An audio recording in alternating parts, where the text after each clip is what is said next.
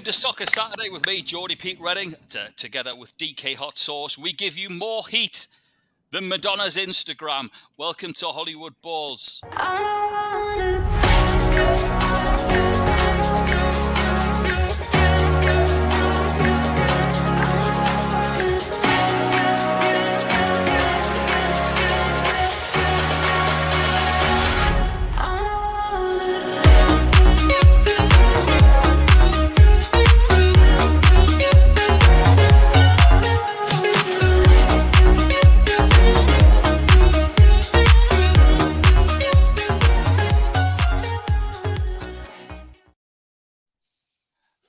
Okay, today's show is presented by Manscaped, leader in men's below-the-waist grooming, and they've served more than 4 million men worldwide.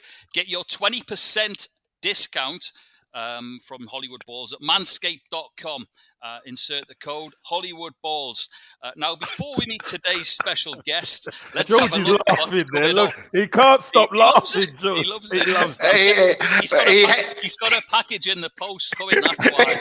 He had me. Below the waist had me. That was it. It's all over. Listen, let's have a look at what's coming up on today's show. It's gone Pete Tong.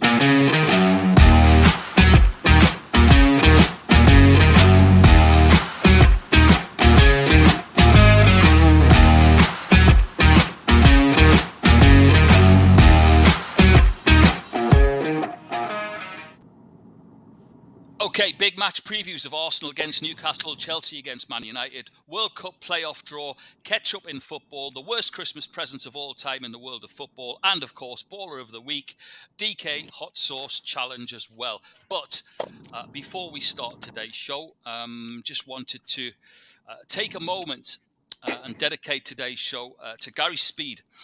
Today, November the 27th, marks a sad day of the 10-year anniversary when we lost Gary. So, as I say, today's show is dedicated to his memory and to Louise, Eddie and Tommy. Okay, my next guest made over 365 professional appearances. He's worn the jersey of Liverpool, Newcastle, Blackburn, to name but a few. Kevin Keegan rated him highly enough to sign for the Toon, so that's good enough for me. Giving him his Hollywood Balls debut, if he's there. Welcome to Danny Guthrie. Who's not there? Was that the kiss of death? Was that the kiss of death, Pete? I think it was. He'll come back Danny, in. are you with us? Yeah. Are you there, Danny? Guys, can you hear? See me? I'm here. Here we go. Yeah, got you. It just keeps going in and out. No problem. Welcome to Hollywood Balls, mate. How are you? No, I'm great, and thanks for having me. Yeah, you'll have to bear with me with the internet over here. I'm struggling a little bit, but we'll get what we can. We'll get what we can, and if you do have to pop off, don't worry. We'll soldier on without you. Just so you know, Danny is actually working today. He's coaching, doing a great job. He's here. Yeah, allegedly. He's here in the UAE with us. Speaking of coaching and academies, you started out at Man United, right? I did, yeah. I was there at about 10 years old, and then I was there for about 2 years, I'd say. But we had issues the whole time with the jurisdiction, and I was just outside, or sometimes I was just in. It was, I think at the time, I can't remember, it was something like an hour and a half was the maximum of travel, and without traffic it was possible, with traffic it wasn't. So there were a few logistics that we had problems with. So I think in the end it just wasn't working for both parties. And then later on, obviously, I joined Liverpool once the rules had eased a little bit. Brilliant stuff. We'll get on to that. It's great to have you in the UAE, by the way. Looking forward to meeting up and grabbing that drink. He's the busiest man in the world currently in the UAE. Speaking of busy men, Kev, how are you? Very busy and good. Good man. No, I'm good, thanks, mate. We're going to come to you about the first game today. First up is, of course, the one that I don't look forward to, because it's you and I going head to head. Everyone else is loving it on our social media today. Now, before we get your take on today's game, we've got our special guest in the house who's got a few stats for you. Here he is. Hello, it's Geordie Stato Dave Huggin here from Sydney, Australia. A wet and windy Sydney, Australia right now. So, Arsenal versus Newcastle. Now, that is a very popular FA Cup final. It's actually the joint record FA Cup final matching In 1932, Newcastle beat Arsenal 2-1 with a rather controversial winner. In 1952, Newcastle won again 1-0 at Wembley. And then in 1998, Arsenal beat Newcastle 2-0 to win the double. And Newcastle fans, I think they're probably the last ones to actually applaud the winning team, even though they lost, stay behind to applaud the winning team in that final. Also, Brian Moore's last game as commentator in England. What will happen this time? Well, Eddie Howe in charge of Newcastle, Arsenal going well, steam train in the background. Unfortunately, I think that Arsenal will win 2-1, but let's see what happens. Who knows? Back to Pete. Love that, by the way. And the steam. I hope we don't get steamroller today, Kev. But Hang on. Hey, hold on. Are you going to introduce George before we start? I am. Sorry, I'm all over the place with Danny and Dave and George. How are you? I'm doing great, thank you so much. Did he say? Did I hear a steam train? Are we back in 1932 when Newcastle beat Arsenal 2-1? I mean, I don't want to start race relations off, but he is in Sydney, Australia. steam train? Wow. Good to have you, George.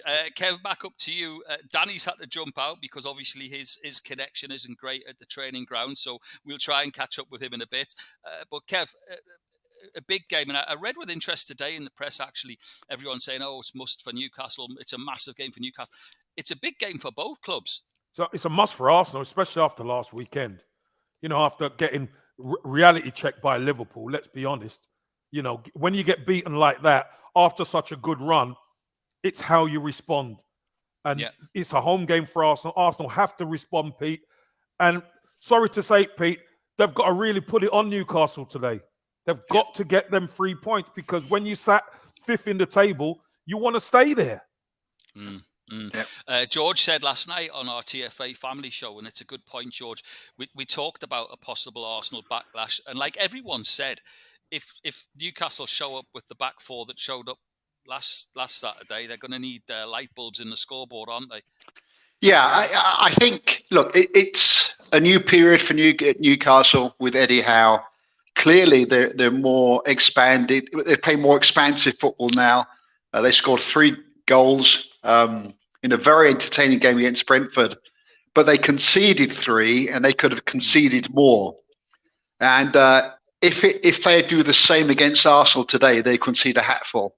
So it'll be very interesting to see how he sets the team up today, Eddie Howe. And he's back, Kev, as well, by the way. So, I mean, he is in the dugout, which is a huge plus for the players. What isn't a huge plus, speaking to all my pals who are on their way down, yet again, another early kickoff for Newcastle fans to get to on a Saturday morning. Thanks very much to our friends at the Premier League. They'll be travelling down from the nightclubs. What are you talking about, Pete? There was a huge storm in Newcastle in the last 24 hours. Cut off electricity, everything. Wow. Accidents all over the place on the main motorways and the train stations. So to anyone travelling up and down the UK today, stay safe. They've had a whip round for the train driver on the football special this morning, and they've given him an incentive. My pal was texting me before. If he gets there, he stands to make £1,000 a driver from all the Toon fans. If he gets there, he'll get there all right. I tell you, he'll get there all right. Don't worry about that. I hope it's not too much of a disappointing journey for them. What I would say though, George, was that looking at the other side of the coin, that Eddie will say to the boys, have a go at Arsenal. You know, the Emirates is quite expansive to play at. If they can get the ball from Shelby out to St. Maximin, he can cause problems of their own. Yeah, absolutely. Just first off, it's the whole northeast corridor that has very bad weather, right? So it's the band of the northeast, and it's treacherous. So as Kevin says, we hope everybody's well. Very difficult conditions. Eddie Howe, he will fancy going for 3 points today. You know, he will fancy that. And it will set up his team, I think, maybe not to be as expansive as the home game against Brentford, but he will go for it because by the same token, Arsenal are 5th, and they want to maintain that, and hopefully for them try and get to 4th. Newcastle are bottom, right? Yeah. We're almost in December. So, they're going to be very focused on getting something from the game. I do think it'll be a very interesting game. And I think Eddie Howe will have a game plan to get 3 points. Whether he succeeds is another matter, but he'll go for it. There's no doubt. Yeah, absolutely. It's an intriguing game all round, Kev, and it's sort of caught the media's attention as well, with it being the early game at the Emirates. So we'll hope for a cracker. Another cracking game this weekend, amongst all of the circus that is at Old Trafford at the moment, is they've got to go to Chelsea. Listen, Manchester United's record at Chelsea isn't bad. I'll tell you that much, Pete. They usually do pretty well at Chelsea. But Chelsea are purring at the moment, aren't they? Yeah, they're so strong and they're solid. Even without Lukaku, they're beating Juventus 4-0 on a cruise. All the players seem to be playing to the maximum at the moment. So it's going to be a tough one for Manchester United to get anything there. But they got a good result under Michael Carrick in the week, qualifying for the knockout stage of the Champions League. So you just never know what's going to happen. But really, you have to favour the home side on this one. Yeah. Big time. George, yet again, we find ourselves weekly now talking about a new addition or a new coach that's going to be in the Premier League. What does this gentleman bring to the table? According to Jurgen Klopp, other managers should be very worried. Yeah, the first thing, I feel like I'm a bit like Stato here. You realise we're not even in December yet, and we've had 30% of Premier League managers lose their jobs. 30%. It's incredible. I think he will bring. I think the frustration at Man U and the biggest criticism of United is there doesn't seem to be a strategy in place for the whole club on the pitch. Right. And I think the objective of hiring Rangnick is to bring that strategy. It's noteworthy that he's here. He's the head coach for the interim with a clear agreement that he's going to go up top and remain as the technical director, if you like, for the foreseeable future. So he will bring structure, organization, identity of how they play. Something you could argue that they never had under Ole. With Ole, it was inconsistent how they applied themselves. There will be a clear structure. There will be consequences. I'll tell you, there will be some players that won't make it at Man U because there's no doubt. I don't know who. I'm not smart enough to know who that may or may not be, but there will be collateral damage in that regard. But he will bring something the United fans have been begging for: structure, strategy, consistency of approach, and I think that's very good for Man United. I don't think it's good for the other clubs. And I think it's another good appointment for the Premier League. Absolutely.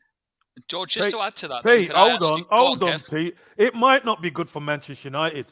No. Because, that collateral damage that George speaks about, it might be some of their better players.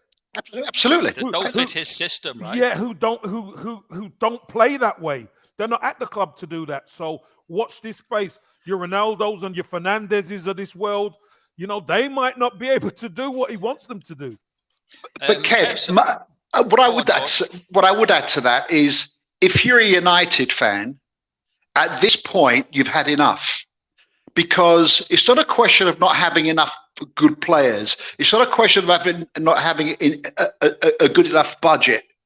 I think they're tired of not competing at the highest level. And if the new management said we've got to change 11 players, they would be happy with that. I think it's beyond player love at this point. Right? Be it Fernandez, be it Ronaldo, be it whomever, it doesn't matter. I think there's a level of frustration in the United fan base that say now, enough is enough.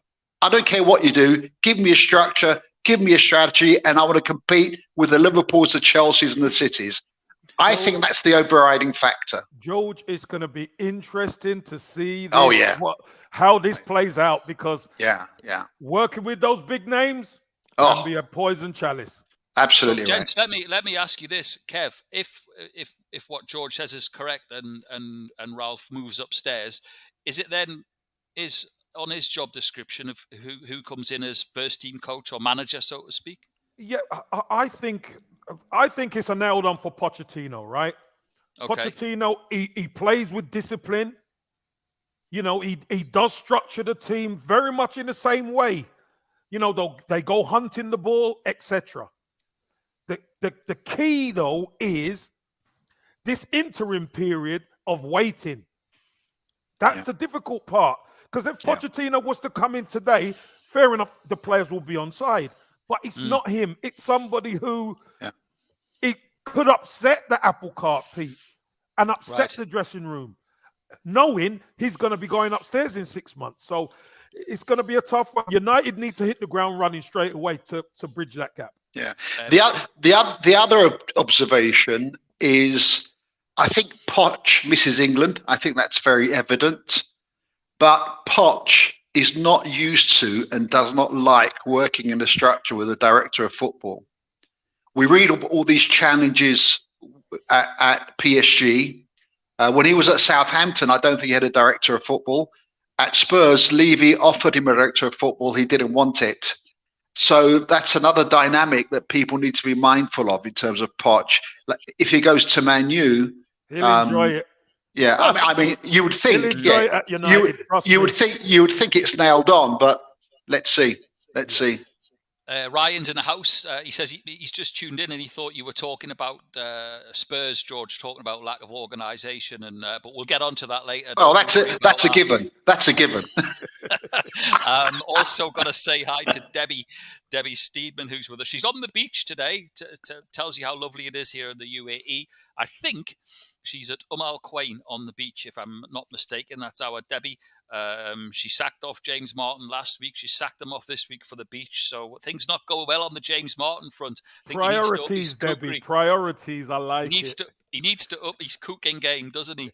Okay, let's focus on that, George, while we're on the topic, because we did mention it last night. But simply, was it just one of those days at the office for Spurs, or will the new guy be looking at that and thinking, what the heck's going on here? I think it's a mixture of things. It's very clear the players are desperate to impress Conte. So Ryan Sessegnon has his first full game. He gets a yellow, which was clearly a yellow, and he makes a silly challenge, and it's a second yellow. He shouldn't have made it. Why ask the question of the referee? But it's his eagerness to impress Conte. Go down to 10 men. The pitch was awful. But listen, it's the beautiful game. I think it's a good lesson for Spurs. I think it's good for Conte because he realizes there are some players at the club, and we talk about collateral damage. We love them. They're no longer good enough for whatever reason. And they need a change of scenery for themselves. I mean, Dele Alli was a world beater. He just can't get it done now. And if he goes to Newcastle or whatever, he'll be great again. Maybe he needs that. So I think this brings on a change. In the long term, it's probably a good thing for Spurs, but it was bitterly painful watching it. Very upsetting. Listen, if I had my boots on, I would not have made some of those defensive mistakes. I'll tell you that. So it's hard to watch, difficult to watch. Kev, is that from a player's perspective? George mentioned Sessegnon then. Is that an amalgamation of a couple of things, like he says, over eagerness? But then again, the lad hasn't played as well. He hasn't had game time. So is it a lack of sharpness, or is he just gone into, it looked bad, but he's not really that sort of player? Yeah, well, the key to it is, I think it's an amalgamation of what George said, to be honest, Pete. But here's the issue. He hasn't played a lot. Trying to get your fitness and trying to impress is one thing. The moment you get that yellow card, you've got to put the brakes on. Yeah. It's no point you going crashing around, trying to make challenges, trying to impress when you're on a yellow card. Play smart and just stay on your feet, etc. But, he makes another challenge and gets another yellow. And, not that Spurs were in trouble. As soon as Harry Kane scores, you think, you take a point and that's it. But, it's got to go down as one of the worst, if not the worst result in Spurs' history. And it's under, or it's on Antonio Conte's watch. The key to all this is, for me, is Antonio Conte comes out after the game and he says, listen, I realize now what the issues are. because let's be honest, he's been there 3 and a bit weeks, and he's expecting some of the players to start taking on board what he wants, and he's not seeing it.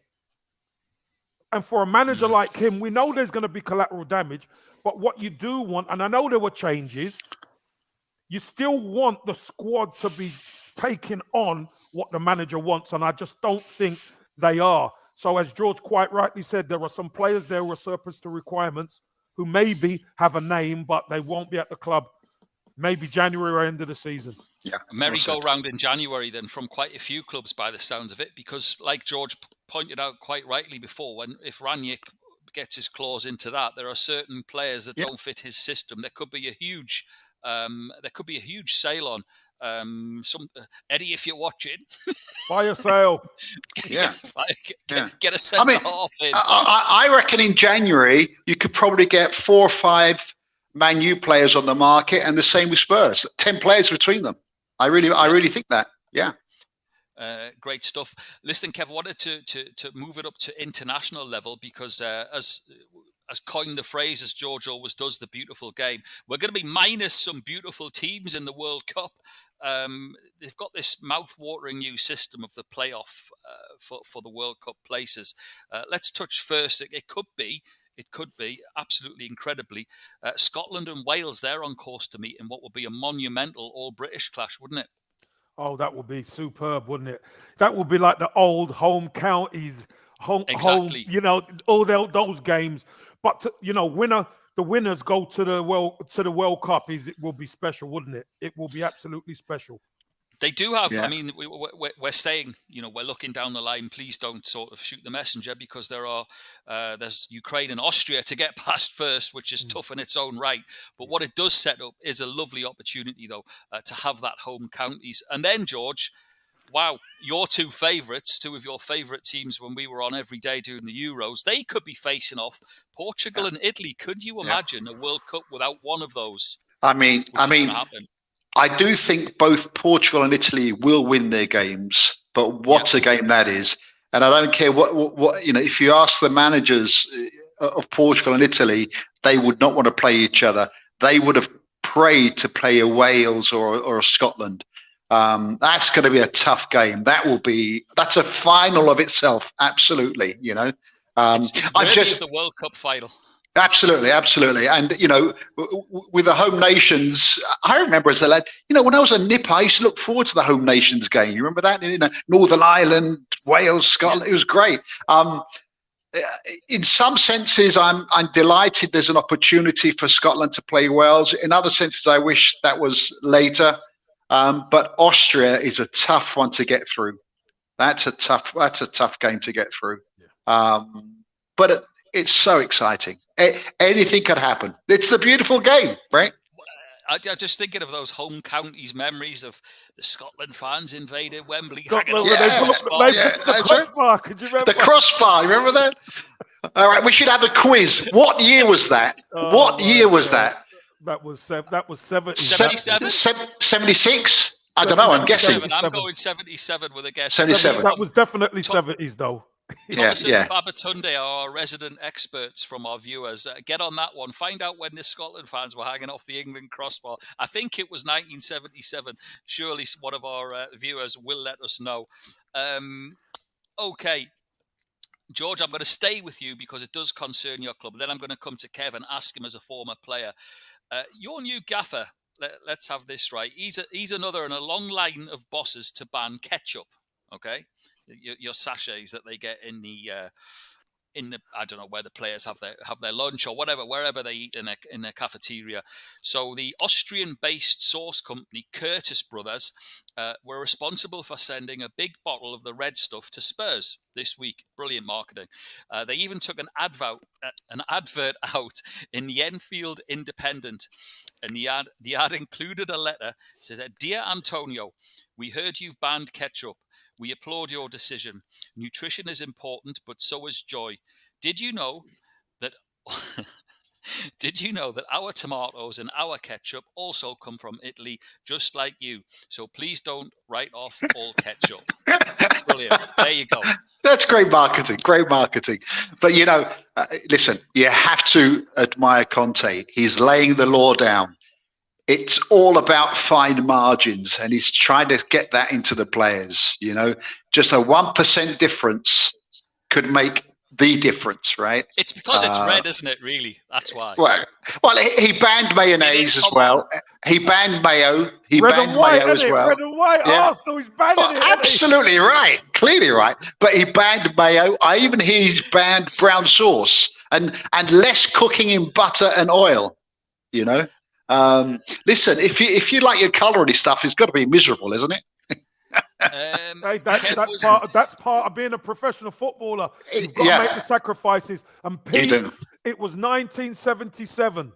It was it? It was when they broke the crossbar. Yeah. But here's a question I would have of every English Premier League player. Do you fancy a bag of chips? Hey, George, here's the crazy thing. When you're playing, you make the sacrifice. Of course you do. Of course you do. You're like anybody else. You like to have the naughty stuff. Yeah. But during the season, you get your opportunity to do all that at the end. You know what I mean? You get to do that at the end. But during the season, you eat very regimented. I always remember the story from Harry Redknapp many moons ago when John Hartson, playing for West Ham, he came back off a summer break. He said he was like 2 stone heavier. I'll tell you Kev, was it Mr. Wenger that first sort of started all that the ketchup business? And it was, wasn't it? No ketchup, none of that, and yet you had to chew it a certain amount of times, the food in your mouth, etc. That's right. Yeah, That's right. And it makes a difference apparently. So absolutely, digestion, absolutely right. Mastication, as they call it, much mastication is required. But also, Wenger was really the first driving light to drive out drink from the players' game, right? Okay. The Arsenal before Wenger used to have the Tuesday night out drinking sessions, right? Not Tuesday night. It was Tuesday club. It was Tuesday club. George. But not that I know much about it. No, of course not. But Wenger was one of those. Every so often the game goes up a gear, and Arsene Wenger was responsible to drive the general game, not just Arsenal, up a level. So. Yeah, he's a legend. Great guy. There must have been quite a few Tuesday clubs, Kev. There was a Tuesday club in Manchester. There was one up in the northeast as well that always ended up in Julie's. Yeah, so one in Liverpool. Yeah. If you know why, Pete, don't you? You do know why there's a Tuesday club, because normally Wednesday was your day off. Yeah. Right. Normally, so obviously you train Monday, you train hard the Tuesday. Usually, you either, if you're not at London Colney, you were at Highbury. You train hard, and then you're off until Thursday. Yeah. Wow. So that's the time where the boys can bond, and you can go out and you could test what the beer's like around London. Very politely put. I think currently, though, I mean, obviously, as you say, there are so many games now that's not the case, unless you were a Newcastle player under the previous regime, who I'm led to believe only trained 3 times a week. That's another story. Really? Yes, really? Yes. That's what I'm led to believe. However, listen, guys, Christmas is around the corner. We have our own Hollywood Balls Christmas party coming up. The invitations will be going out. It's going to be with Galton. Christmas with Galton. He's going to be cooking up a Hollywood Balls Christmas, and lots of guests will be joining us throughout the day for the party. So what I've been doing is I've been having a look around for you two retrobates to see what I can find for your Christmas present. Kev, yours is easy. Arsenal, the Christmas jumper this year is the bruised banana. Your favourite, a pair of socks, bruised banana. That's it. George, unfortunately, as much as I've looked through all of the leaders stuff, there's a real lack of Spurs stuff, honestly. So here's, for your other fans, here's what you can have. Man United Christmas baubles. They're £11 a shot, by the way, if you want to hang a Man United bauble on your Christmas tree. No thanks. You can have Chelsea gnome pyjamas for 30 quid. A Man City Rubik's Cube will set you back £25. But my favourite Christmas present is West Ham's aftershave. It's 12 quid. Sounds absolutely delightful. And if you're a real diehard Brighton fan, you definitely have to have the Seagulls Christmas crackers on your Christmas table this Christmas. So if none of those float your boat, let us help you out with our Manscaped Naughty and Nice Christmas range. Stocking stuffers, Manscaped cologne, through to the lawnmower trimmer. That's George's. The comfy boxer shorts. Log on to your manscaped.com. Quote your discount code Hollywood Balls. There you go, 20% off, courtesy of our friends at Manscaped. Brilliant stuff. George's laugh. George, don't laugh, mate. I'll be using mine. There you go. There you go. If it's good enough for Super Kevin Campbell, it's good enough. Absolutely. Absolutely. 4 million customers worldwide, by the way. Okay, let's turn our attention. Does that mean 8 million customers? Sorry, let's move on. Sort of. Yeah, it does. Yeah. Who can be wrong? Kev, I can't let that one go. Excuse me. Your other career is calling on the stage. Brilliant stuff. Kev, listen, there's a raft of great games this weekend. I mean, we featured the Toon and your beloved Arsenal, of course, Chelsea, Man United, but another intriguing game, Man City, West Ham. Now, this is the ultimate test of everyone saying, David Moyes and West Ham. It's a cracker in store, isn't it? It is a cracker in store, and it's one that I think West Ham are going to relish. West Ham are at home, and they've made their home patch quite a fortress. Beating Liverpool there previously. Obviously, they got beat in their last game last week, so they're going to want to get back on track. Manchester City beating PSG in the week. Their confidence is really high. It seems as though they're starting to come into that vein of form where it doesn't matter who they play. They keep the ball and they're just gonna take you apart. So it's gonna be a really interesting one. If West Ham's to get anything out of this game, Pete, they're gonna have to defend well. Okay. Before I come to you, George, just got to say a quick hi to Ashuri. She knows what she's getting her man. Good old Ronnie. Love Ronnie. He knows what he's getting for Christmas. I hope it's Manscaped, Ashuri. As I the say, lawnmower. Come on. I want to see Ronnie with a lawnmower. It's got to happen. Make it happen. George, Man City, West Ham. I think it's going to be a cracking game. You know how high I am on West Ham and David Moyes. Big time. Yeah, your team of the season so far. Yeah. They've got great rhythm. They're very difficult to beat. If ever there was a team to beat them, it would be a team that's more mobile and keeps it on the deck more than anybody else. And of course, that's a good fit for Man City, right? So it'll be a very interesting game. I think City is on fire. They're playing tremendously well. West Ham lost to Wolves. That's not a good thing for them. So there's a lot riding on this game. If City win, that's 0 points out of 6 for West Ham in the last 2 games. So they'll be really motivated. I think it'll be a cracking game. I really do. Looking forward to that one. Okay, it's time for our Baller of the Week. Kev, we're going to start with you. Pete, I'm going to go for somebody who doesn't really get the plaudits, but he's been incredible. Is Robert Lewandowski. Okay. The goal he scored in midweek was incredible. It was an overhead kick. They end up winning their group, and they've won all the games. So I just think he's been outstanding. An outstanding performer for the last probably 2, 3, 4 years, and because of the Ronaldos and Messis of this world, he doesn't really get the boost. So I'm going to give it to him this week, Pete. Another star performance and a great goal. George, what have you got? Who have you got for us? Well, I'm choosing to recognise a young player who plays for Chelsea. Chelsea are just on fire. They demolished Leicester last weekend. They more than demolished Juventus. I love the fact now that Chelsea have got 4 or 5 young players in the team regularly. And I'm going to give it to Reece James. What a player. He looks he is world class. You know, we know he's a right-sided wing back. He can play midfield. He can play anywhere. He's so confident. He looks like what we would say years ago, a top Barcelona, a top Brazilian player, right? He's absolutely world class. I think he's been outstanding and well deserved. I'm giving it to Reece James. Fantastic. Hate to spoil Ronnie's Christmas present, but literally thousands of people now know what he's getting for Christmas. Ashuri's been back on.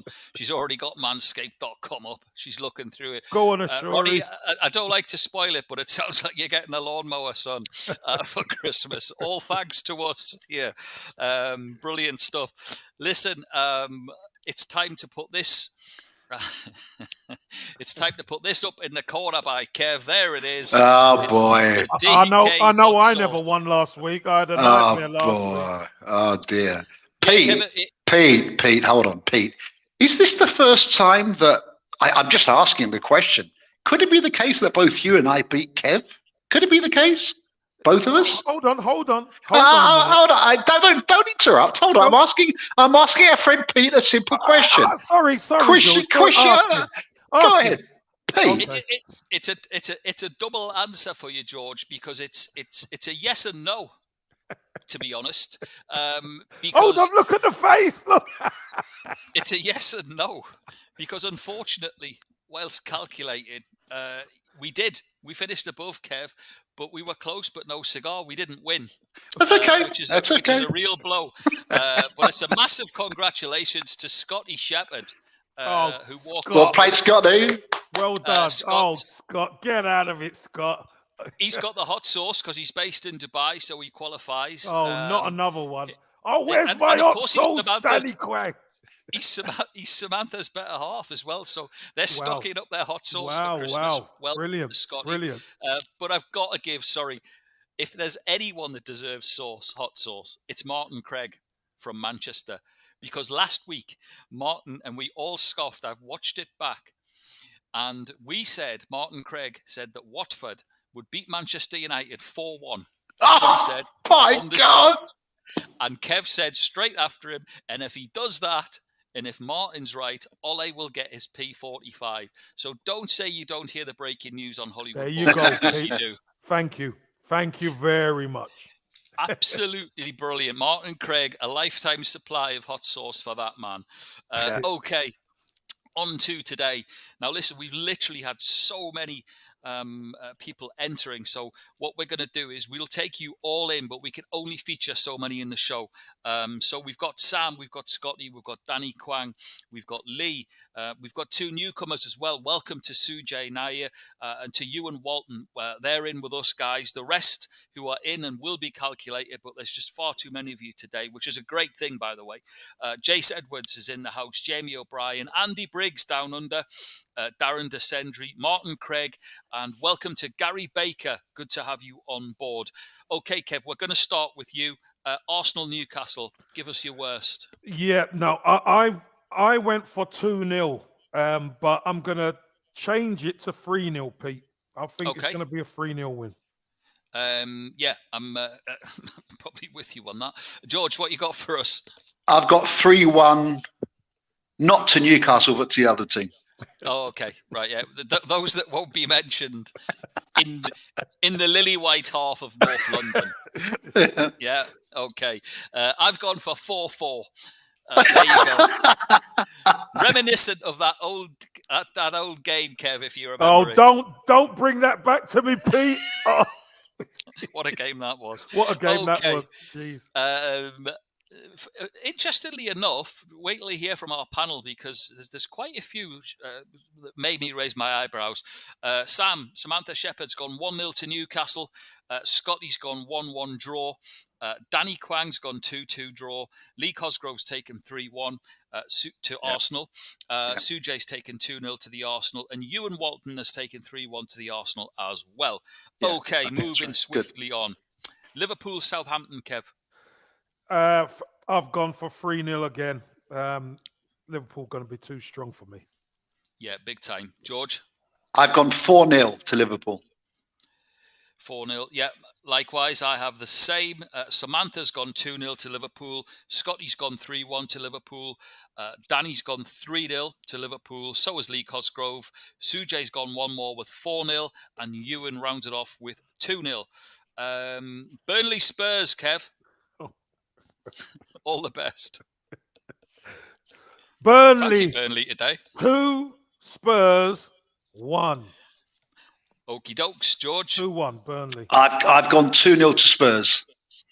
So have I. A fancy Spurs today, which will probably ensure a Burnley win. I could do with Spurs winning, George. So if you could just call them up, Newcastle could do with that result today. Samantha's gone 1 apiece. Scotty's taken 1-0 to Spurs. Danny's gone 1-1. So has Lee Cosgrove. So has Sujay, and Ewan's gone 2-0 to Spurs. Okay, Kev. Arguably game of the weekend as well. Really, Man City, West Ham.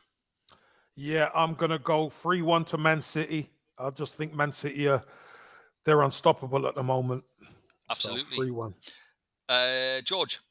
I would like West Ham to continue and do great, but I think Man City will win this one. I've gone 3-1 the same to City. Okay, I've taken a slightly closer game today. I think Man City will come out victorious, but 2-1. Samantha says 3-1. Scotty says 2-1 to both to Man City. Danny Kwang's gone 4 for Man City. Lee Cosgrove, because is he's that 4-1 or 4-0? 4-1. Sorry, Kev. Yeah. Come on, Pete, sort it out. Yeah, trying to. It's late in the day. I'm getting nervous. Pre-match tensions kicking in. Okay, Lee Cosgrove, Man United fans taking a 2-2 draw. Sujay's taken a 3-1 win for City, and Ewan's taken a 1-0 win for City. Okay, rounding up, Kev, Chelsea, Man United. Yeah. Reality now, I think Chelsea are going to win. I think Chelsea are going to win 2-0. Okay, George.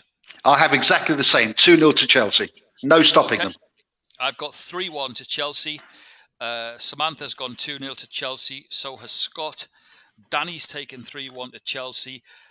Lee Cosgrove has taken 2-1 to Manchester United. Of course. Sujay has taken 2s apiece, as has Ewan Walton. There we go. Interesting to say the least. Some great games this weekend, though. Absolutely brilliant. I'm away to find a sofa that I can hide behind for the next 90 minutes for the early game. Pete, do you want to know the Newcastle team? Go on. Tell me. Dubravka, Kraft, Thank the Lord. Shaw, Lascelles, Richie, Shelby, St. Maximum, Wilson, Joe Linton. Okay. Who had a good game, by the way, last week. Man of the match, Joe Linton. He was brilliant last week. Yeah. Credit where credit's due. Let us hope he puts himself about today. Still not as... He's got to play who he's got to play, but for my liking, there's not enough of. We were talking, Kev, before we went on air, of an old-fashioned centre half in there is what's needed. We'll see what we see. We're looking forward to the games anyway. John Beresford's been texting while I've been on air. He's hiding. He said, "I said, where are you watching?" He said, "Behind the sofa," with both hands across his eyes. Former entertainer with John one Beresford. gap. Thank you, gents. George, you looking forward to the football this weekend? Yeah, of course. So cracking games. Chelsea, Man U, West Ham City. Big games. It's fabulous. Yeah. And Kev, no doubt, we'll be in radio contact. Without a shadow of a doubt, Pete. Do not turn your phone off, because I'll be on it. Good luck to both of you. Good luck to both of you. George, do you know how to turn a Samsung off? Listen, everyone, it's been great. Thanks to all our TFA family, you on Facebook, people on Twitter. Absolutely fantastic. Looking forward already to next week's show, made by you guys. Here we go with the last code. I wish you all a very happy weekend, and all the best to all of your teams wherever in the world they are.